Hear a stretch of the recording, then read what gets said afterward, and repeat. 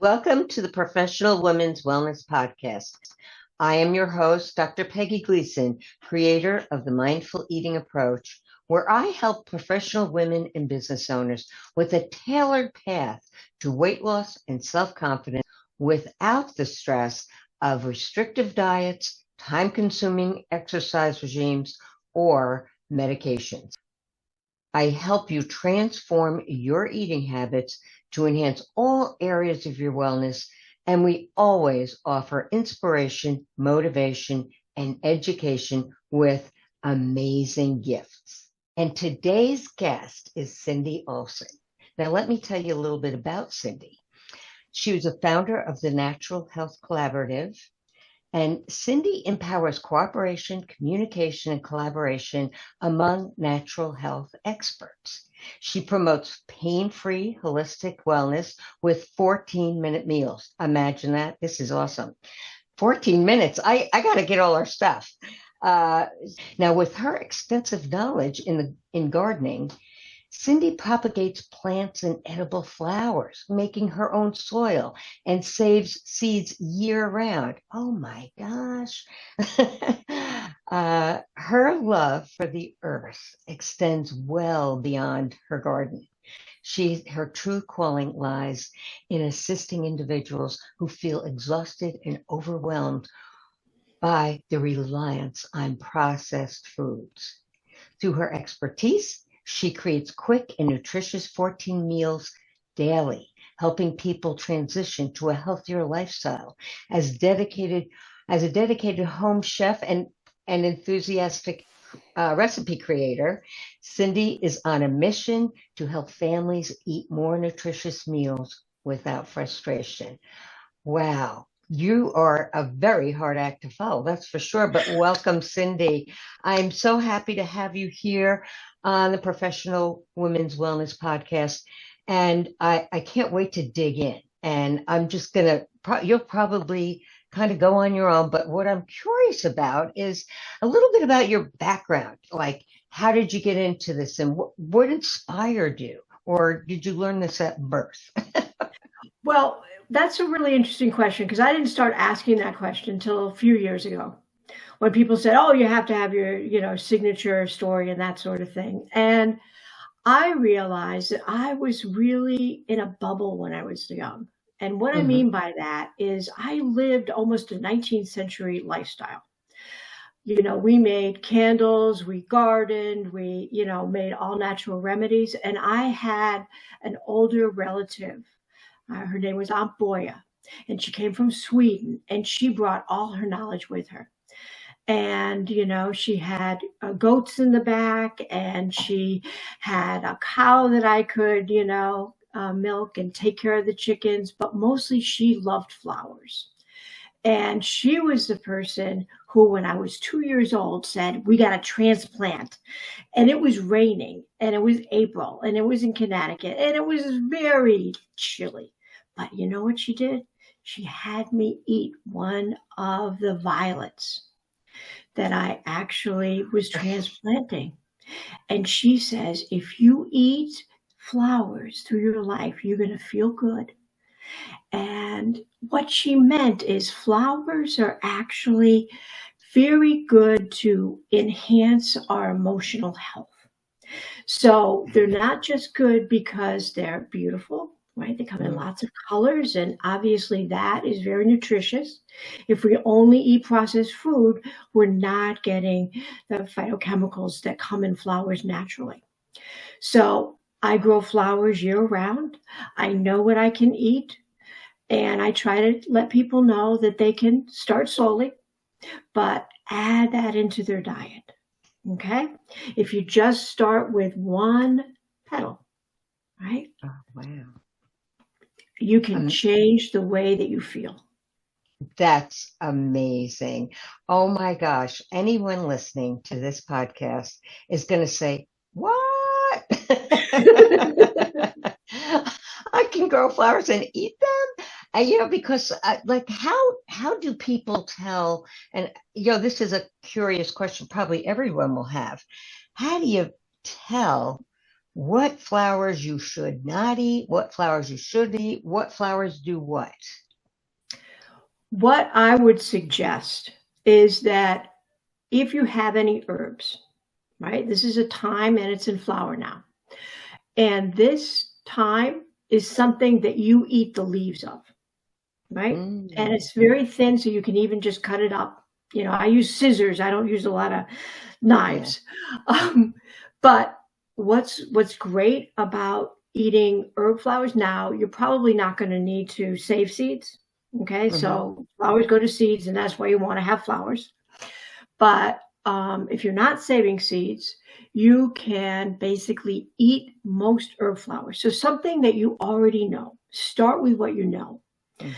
You know what a rose looks like. Now, don't eat roses from florist shops. Okay, for the most part, they come from South America.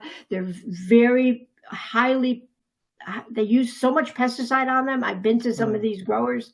I'm not faulting them, but I'm just saying it isn't something you want to eat. So if you're growing it in the backyard and you don't really, put anything on it, don't use fungicides or anything like that, then yes, you can eat the petals. Okay, but start slowly. I love nasturtiums, right? I eat quite a number a day.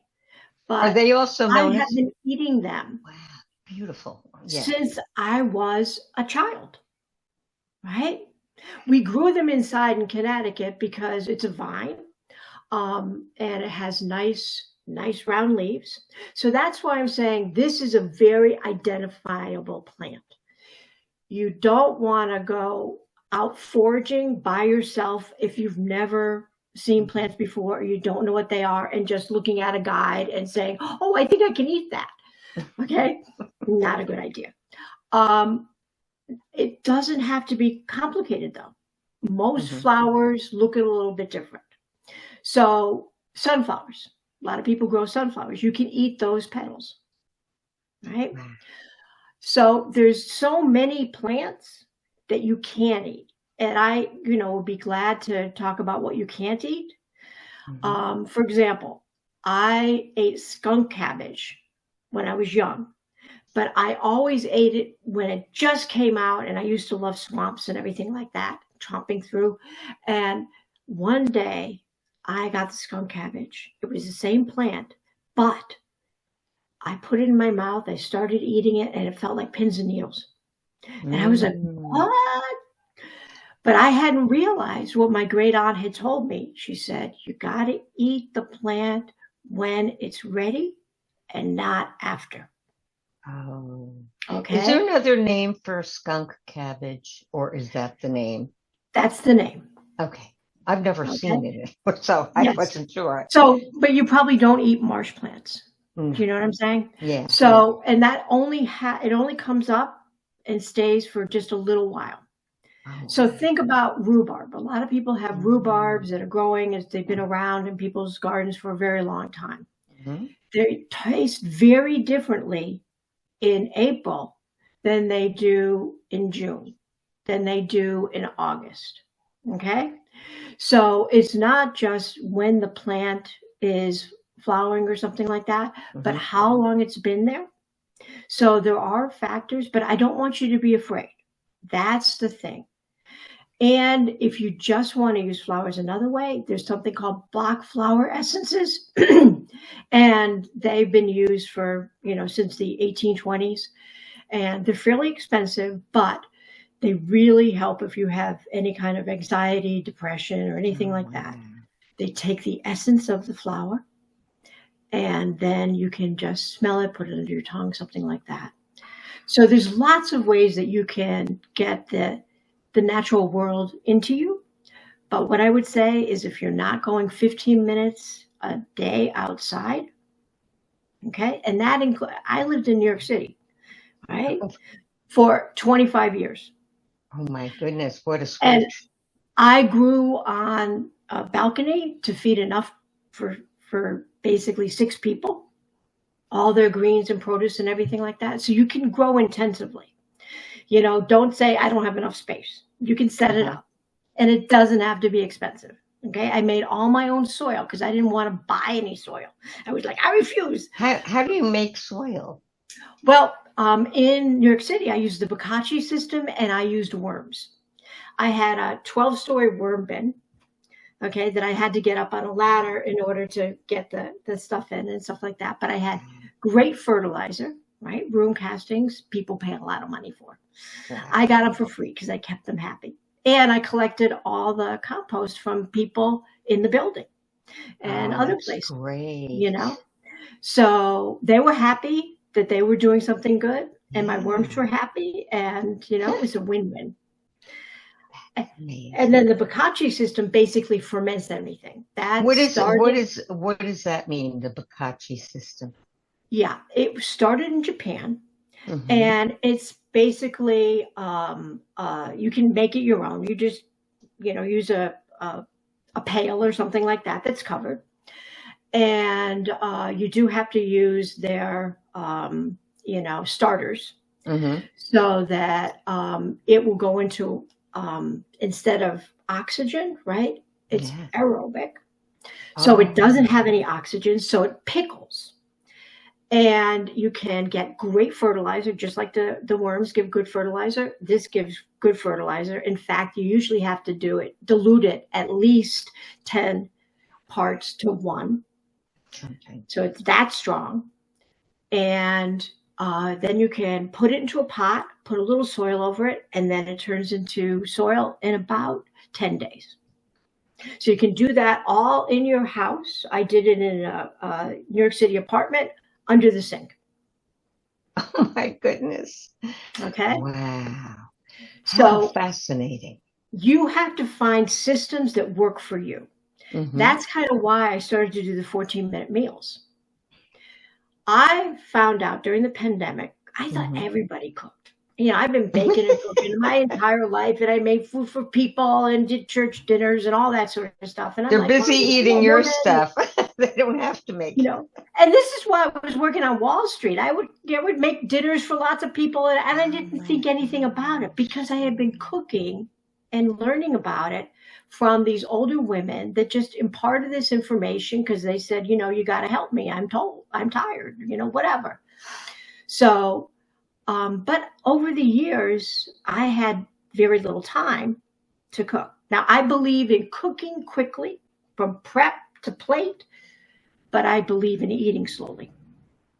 Okay. I really want to appreciate. Okay. I just want one meal a day that I love. And I can say through my entire life, I've had a meal a day that I loved. Wow. Okay? Wow. That is so amazing. So what other type of, how do you get your, when you do 14-minute meals, we want to make sure there's some protein in there. And of course, we have wonderful carbohydrates, I would say, from all the flours and the seeds and whatever that is. But how do you get your protein in there? Do you use beans or what is it? Well, I'm not a vegetarian. I'm what they call an omnivore. So every morning I go out and graze. That's the first thing I do. And usually it's before dawn that I go out. Now, I'm not saying other people have to live this lifestyle. Right. I have a genetic disorder that I have to be very careful about. And I found that this lifestyle, I moved to Southern California so I could grow year round. So I've done a lot. I'm really close to the Pacific Ocean. I get negative ions. That also helps me. So I have set up my life so that I'm healthier than I was 20 years ago. And they said I was going to be dead 20 years ago, right? Western medicine. So I'm just saying you can do so much with a natural lifestyle. But my lifestyle is different than your lifestyle will be. It has to be location-based, right? Yes. It has to fit into your type of lifestyle. In other words, if you have arthritis, that doesn't mean sit down and say, oh my God, I'm in pain, okay? Yeah. You need to continue to move. But I could never run a marathon, okay? I don't have the kind of balance and everything. Running is not good for me. But I've learned to walk on the sand, okay? Which is really good for you. Right. And I have a dog friend that I like to take out for a walk. and he loves to walk and check things out and everything like that. And, you know, when I first came to Southern California, maybe I could walk for 2 hours. Now I can do 4 and 6 hour walks. Wow. That Okay. is amazing. So I know that it's not exciting for people to hear, you know, just start and do something. Right. So I'm going to ask you right at this point specifically, since you said that. Truth is, you're right. A lot of people are not going to go start playing with the earth when they have a full-time Wall Street job, right? Right. So, you know, there's all these stores. I mean, we have Whole Foods, Trader Joe's. We have a couple different ones that have some organic food. But how do you know? You know, like you don't know, like you said, you don't know where the food is coming from. But how can we help our listeners be able to choose wisely? And I know you're going to say organic, pretty much, right? I mean, you don't want some of this other stuff, right? Or well, I want you to understand, I've been around this, you know, food system for 40, 50 years. I cared about it when I was young, and I just kept learning about it and everything like that. I majored in botany, and, you know, I really very much care about that. Yes, economics too, but whatever, you know, I knew I needed to make a living. Yeah, but I didn't have a beard at the time, so I couldn't be a botanist. But for the most part, I did it through creating community gardens in New York City. Oh, okay, because I didn't really have enough space, but I knew if I could get people together, right? I set up gardens in nursing homes and things like that, so that people, I thought, you know, horticulture therapy was going to be a big thing in the 80s. I was like, oh yeah, I'd like to leave Wall Street and go to, yeah.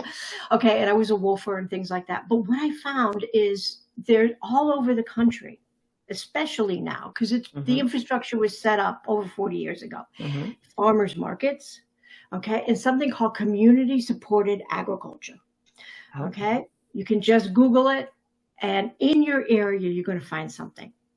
But what's even more exciting now is every year I order salmon, right, that runs a certain time of year from, you know, the people that actually fish in Alaska, some of the last clean salmon runs, and they package it up and they send it. So a lot of the indigenous tribes in America have these specialized, you know, foods that they have harvested in a very clean, natural way, because they believe we're part of the biosphere.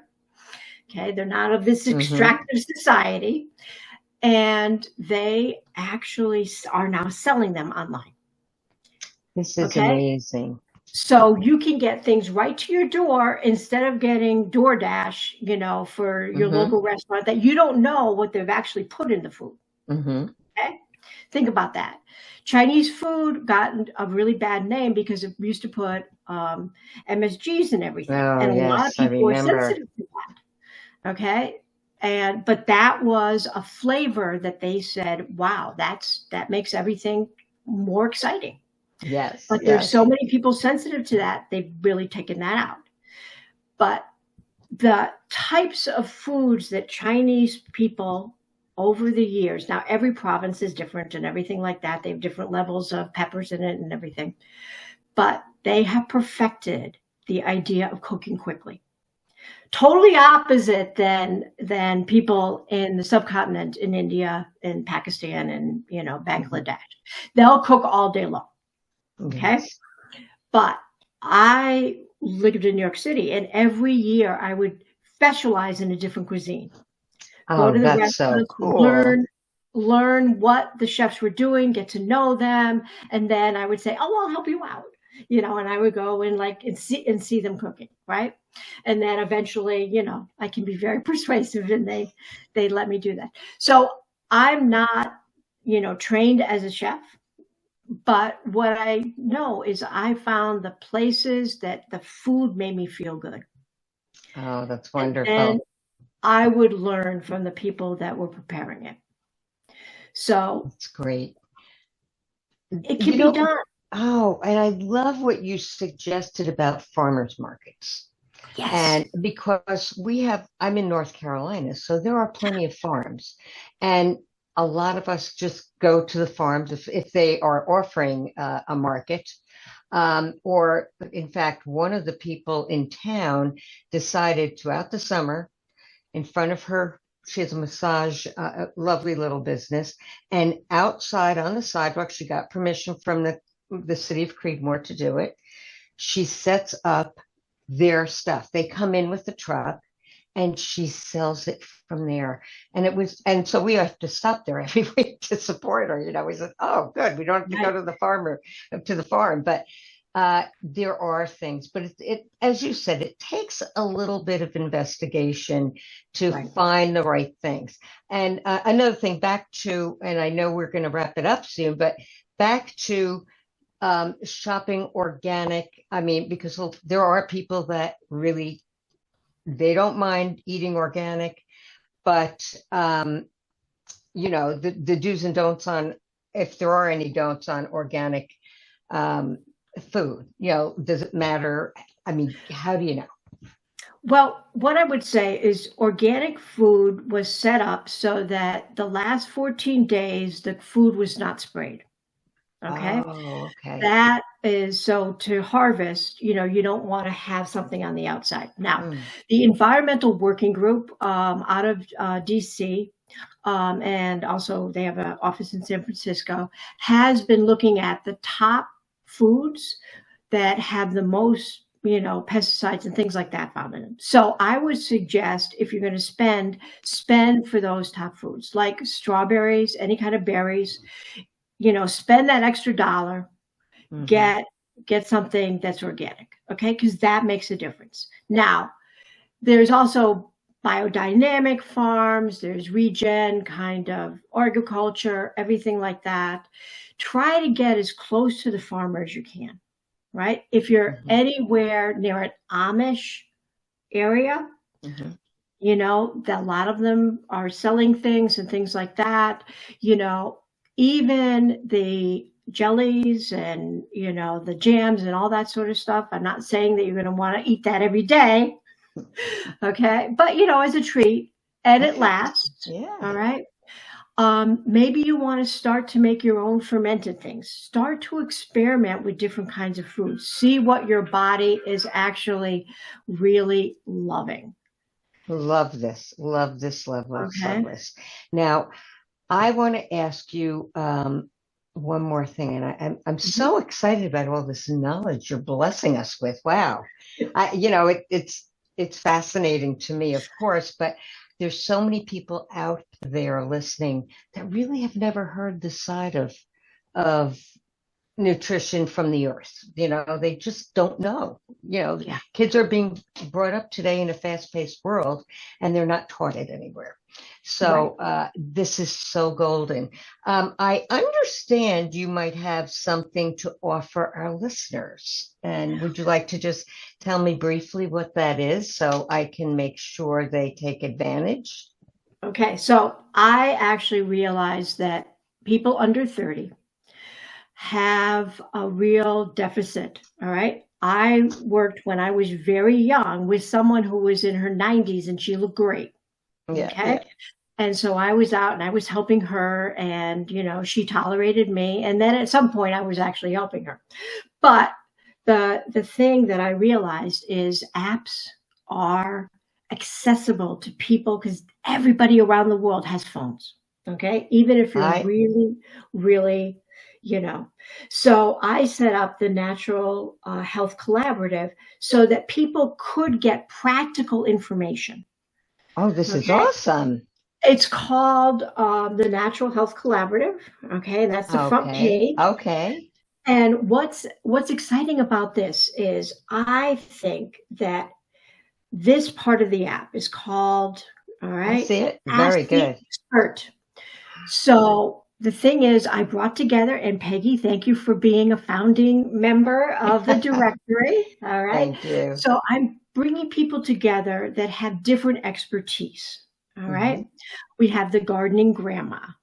right? We have a lifestyle doctor who's now making videos and things like that. And the great thing is that you can put in that question and get an answer to it, whatever that might be. Wow. And there's a lot of questions in the different topics. We have a lot of different topics. And if you go to the area where they say directories, you're going to see there's a directory of 14-minute meals. I'm starting with putting up greens. And I put them on little recipe cards so they look cute, just like whatever. You can turn your phone and look at the recipe. What a generous, generous gift. I would tell everybody listening, please put that app on your phone, like right now while you're watching, because or listening rather. This is such a generous gift for all of us. I'm just so happy that you have graced us with your time, with your incredible knowledge, and your kindness to mankind. Thank you so much. Is there any one more thing? How can people get in touch with you? I know we will have all of your information in the notes. Is there anything else other than the app? Well, what I would say is I'm on most social media. Okay. I actually have 3 YouTube channels that I'm kind of bring together, because one is on gardening and one of them is on, the pain, because I, dealt with chronic pain people, but they were over 80. Mm-hmm. And I decided that some younger people needed some information too. So the other thing is in LinkedIn, because this is a professional women. I do put up maybe some controversy topics or whatever, Okay. You'll find out that I'm really upset about ultra processed food and the fact that most of our farm bill goes to that, and a very small number of corporations. Mm-hmm. All right. I think that all good food is local. Okay. Mm-hmm. Well, and that's great. What you can do is just, contact me. I'm very accessible and I want to help. And I'm going to leave you with one other thing. Last word. There we are. Yeah, I knew you'd come up with something. Has seeds, and you can use this like capers. What is it called? These are nasturtium seeds. They're green. I just picked them. Okay. Right. I have hundreds of them. I grow them by the pound, I think. But you can take them green and put them in. So all the parts of the nasturtium. Oh, there she goes. I love it. I love it. Thank you so much. I so appreciate your time with us. And to all our listeners, please stay tuned to more to come with Cindy through her app. And I can't say thank you enough. Well, thank you. And thank you for all the work that you're doing. I don't have a podcast, so I thank you for inviting me. You're welcome. Thank you. Take care. Thanks for listening and supporting the Professional Women's Wellness Podcast. If you would like to attend training sessions by our amazing podcast guests and have a chance to connect, join the Professional Women's Wellness newsletter. For more details and to sign up, scan the QR code or click the link in the description. If you enjoyed this episode, please leave a 5-star rating on Apple Podcast. Each week, we will select a reviewer who will receive free access to my $197 course, Goodbye Night Bites, a 30-day journey to stop emotional eating at night. Please subscribe to get notifications of future episodes.